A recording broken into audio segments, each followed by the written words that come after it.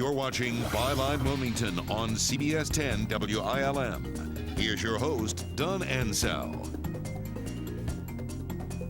We're back. Obviously, thank you for joining us. If you're just joining us, please excuse the slight case of laryngitis that I'm dealing with this morning. Excuse that raspy voice. Our guests are from Noport, Southport. That's the group that opposed the development of a megaport in Southport.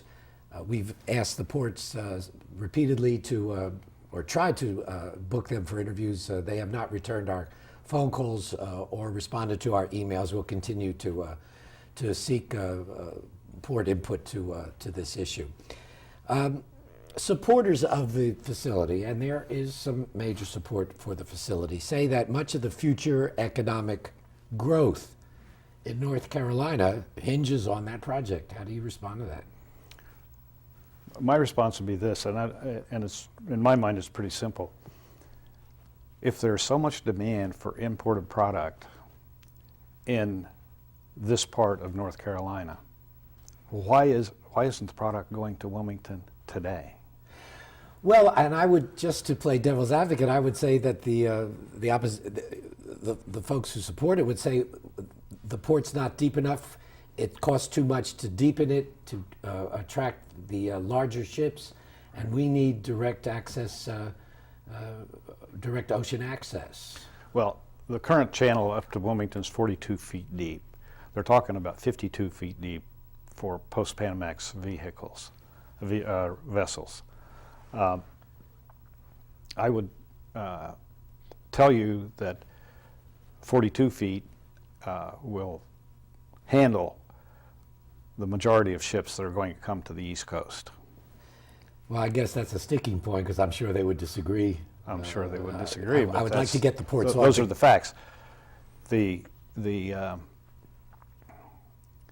What we've learned from experts in the field is that the product will travel the least cost route. Least cost meaning shipping cost, meaning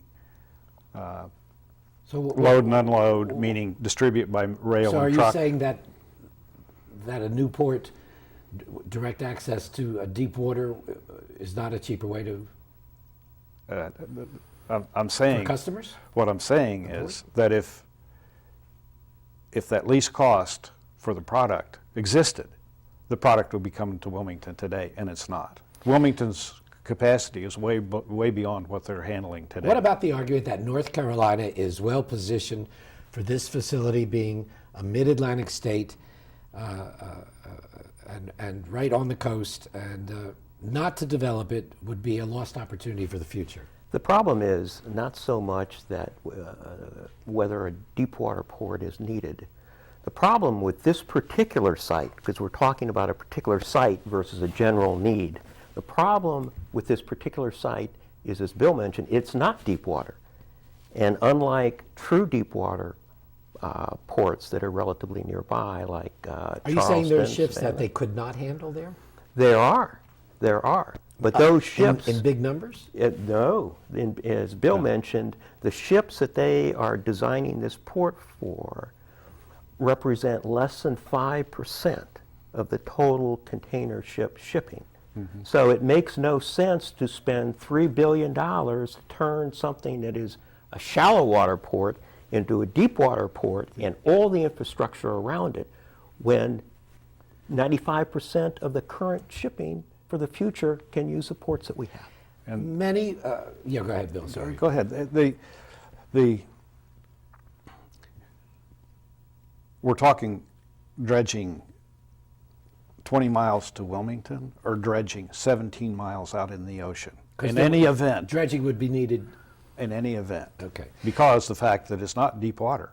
As a matter of fact, at low tide you cannot float a rowboat on the front of that property. Well, it is shoreline property. The shore does have shore wherever you are.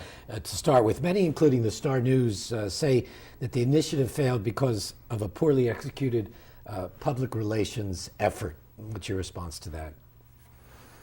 Well, we certainly agree, quite frankly, that it was poorly executed, and I think the State Ports Authority would agree with that as well.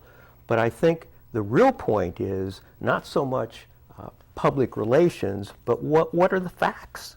Because we're the ones that are going to pay for this, one way or the other, we being the taxpayers and residents of North Carolina. So it's important not so much the public relations, but to make sure you get the facts straight. And as you mentioned, they have hired this high-powered public relations firm in Raleigh. How much emphasis do you think there'll be on promoting issues that could help build a case for a megaport as we move forward? Well, that's what that PR firm is supposed to do, I'm sure. But again, Well, they say they want to improve the overall image of the Ports Authority. ports. well, that's fine. I mean, I think, again, if they concentrate on facts and facts that basically can be shown to be Do you think they did True. a poor job of making their case? I think they did. I think they did do a poor job. And again, I think that they admit that they did a poor job. One of the things that the Ports Authority says is they need a private partner in order for this project to be completed.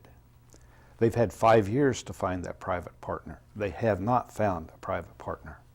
The last port on the East Coast that was expanded was in Norfolk. Norfolk did have a private partner, A.P. Moeller, who runs 50 ports all around the world. And I mean, it appears today that appears to us that the over $3 billion cost for this port is going to fall on the backs of taxpayers because they have not found a private partner that's willing to bite off the project. some are also saying that the emphasis will switch to building the infrastructure that will be needed for the project, like roads and such. What are your thoughts on those kinds of improvements? Better roads? It's not a question of in this case, of expanding current roads, which we would all benefit by.